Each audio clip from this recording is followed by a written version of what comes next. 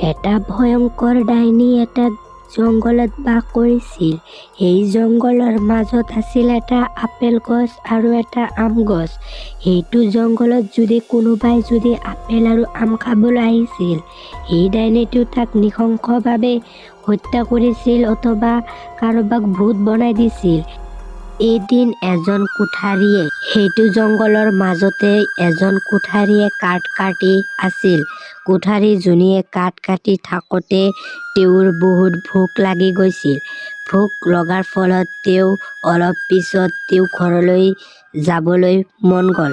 পিছত সেই কোঠাৰীজনীয়ে তেওঁৰ কাঠ কেইটামান মূৰত লৈ ঘৰত যাবলৈ ওলাল। কোঠাৰীজনে পিছত তেওঁৰ মূৰত কাঠৰ টুকুৰাকেইটা বান্ধি ঘৰলৈ যাবলৈ ওলাল। পিছত তেওঁ এটা জংঘলৰ মাজেৰে যাবলগীয়া হ'ল, কাৰণ সেইদিনা তেওঁৰ বহুত ভোক লাগিছিল।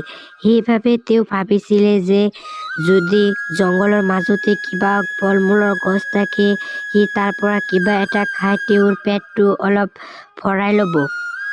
কোঠাৰীজনে ইমান ৰাস্তা অতিক্ৰম কৰি আহি তেওঁ সেই ডাইনীৰ জংঘলত প্ৰৱেশ কৰি পেলালে।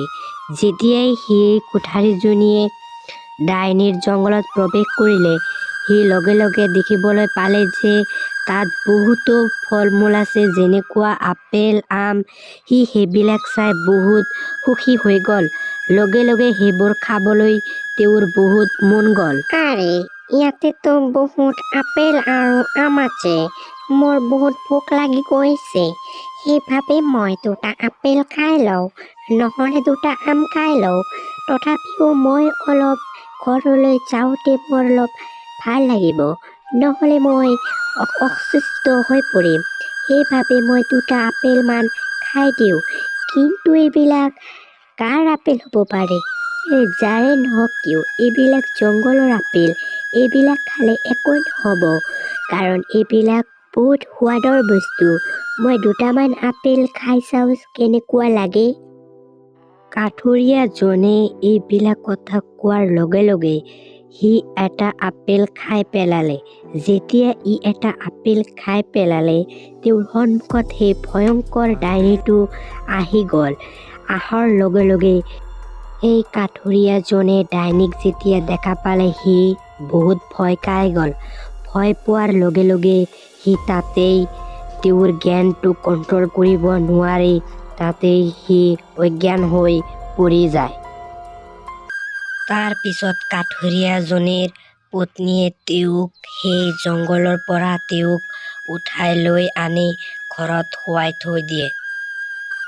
কাঠুৰিয়াজনে যেতিয়া টোপনিৰ পৰা সাৰ পায়, তেতিয়া তেওঁৰ পত্নীক ক'বলৈ ধৰে, আৰে প্ৰিয়তমা, মই ঘৰত কেনেকৈ আহিলোঁ? মই কালি দেখোন জংঘলত পৰি গৈছিলোঁ। মই ভাবিছোঁ মোক ডাইনীয়ে মাৰি পেলাইছে।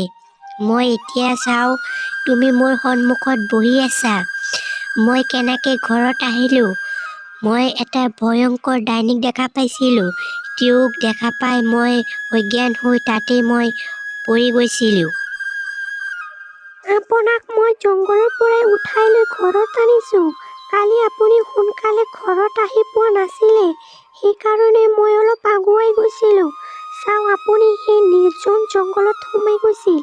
সেইকাৰণে মই আপোনাক উঠুৱাই ঘৰত লৈ আহিছিলোঁ। মই ভাবিছোঁ আপুনি দুৰ্বল হৈ পৰি গৈছিল। মইতো জনাই নাছিলোঁ যে আপুনি ডাইনীক দেখা পাইছিল। আপুনি তাতে আৰু কোনোদিনো যাব নালাগে আৰু কাঠ কাটি সোনকালে ঘৰত গুচি আহিব। কাঠুৰিয়াজনে তেওঁৰ পত্নীৰ কথা মানি তেওঁ সদায় সোনকালে তেওঁ কাঠ কাটি ঘৰত উভতি আহে। এওঁ ভোক লাগিলে ক'তো জংঘলত নোসোমাই, তেওঁ ঘৰতে উভতি আহি ঘৰত ভাত খায়।